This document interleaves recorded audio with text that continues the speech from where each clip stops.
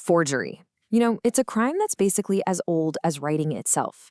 For, what, centuries, it's been this cat and mouse game of pen strokes and paper, right? Some skilled forger trying to perfectly copy a signature or tweak a document just so. But today?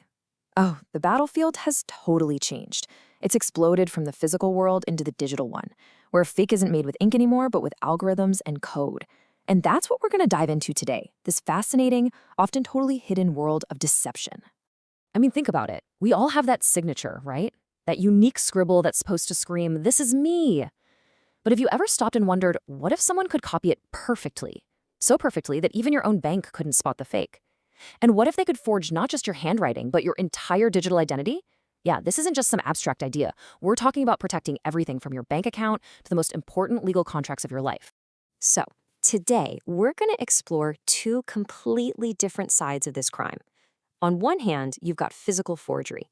Think of this like old school detective work, magnifying glasses, analyzing the pressure of a pen, the chemistry of the ink, the very fibers of the paper itself. But on the other hand, you've got digital forgery, and that's a whole different ballgame.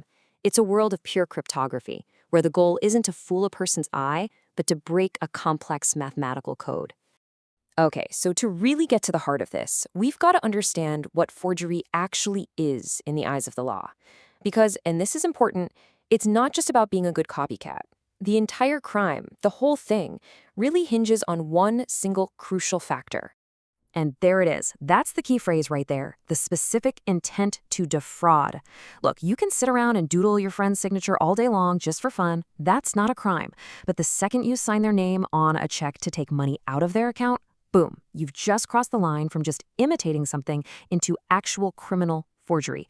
It is all about the intention.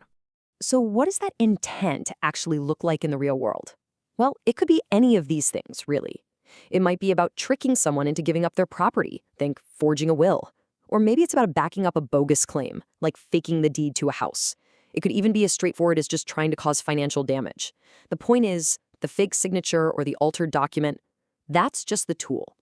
The real crime is the goal, to deceive someone for personal gain or to cause some kind of harm.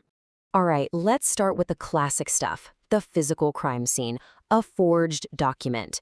When forensic document examiners get a suspicious piece of paper, they treat it like it's a treasure map, just packed with hidden clues.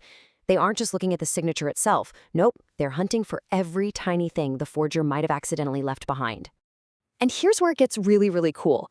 Some of the most powerful slam dunk evidence against a forger is something you literally can't see.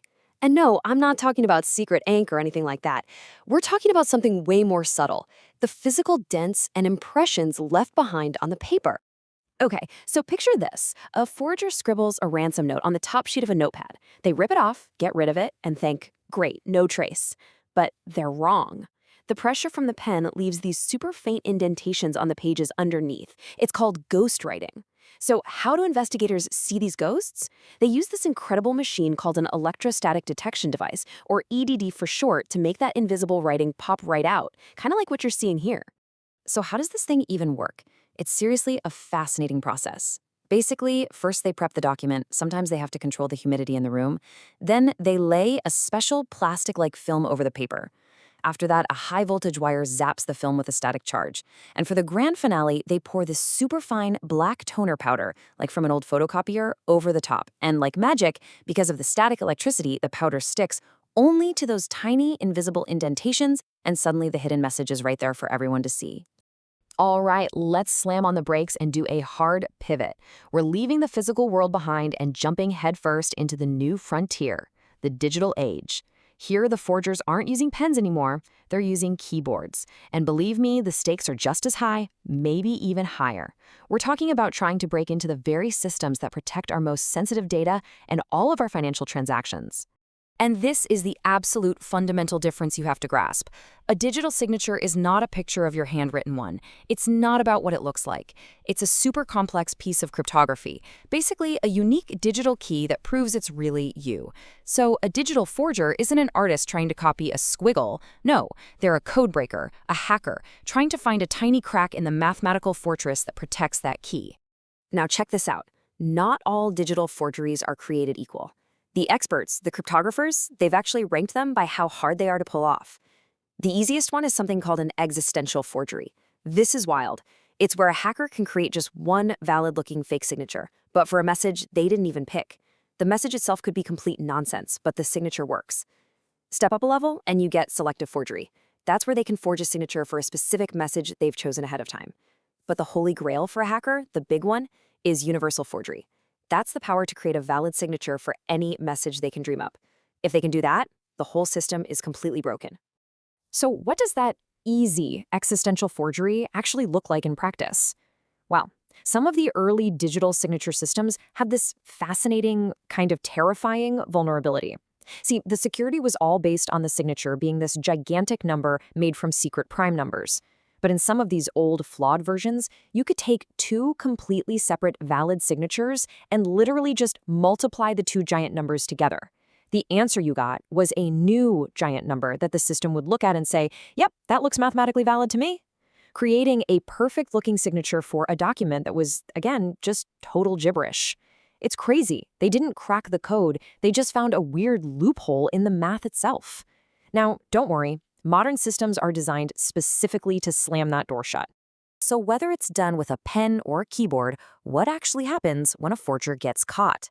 We've seen how the experts can uncover the fakes, but now let's talk about the final verdict, the consequences, and how the justice system actually has to prove the crime was committed. Okay, to get a conviction for forgery, a prosecutor can't just walk into court and say, hey, this looks fake. No way. They have a checklist and they have to prove every single one of these things. They have to show the signature was made without permission. They have to prove there was a clear intent to deceive someone. It has to be on a legally important document, like a contract or a check. And finally, they have to show that the fake could have caused real financial or legal damage. It's a pretty high bar to clear, which really shows you how specific the crime of forgery is.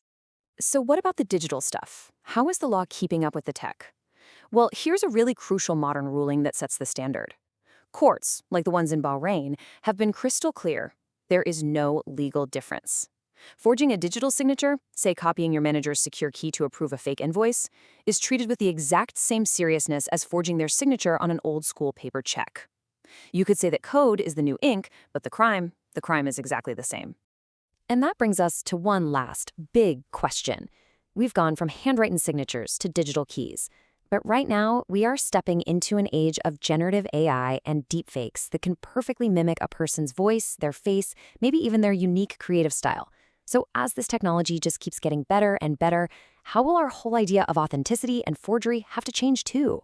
What will it even take to prove something is real when the fakes become literally indistinguishable from reality?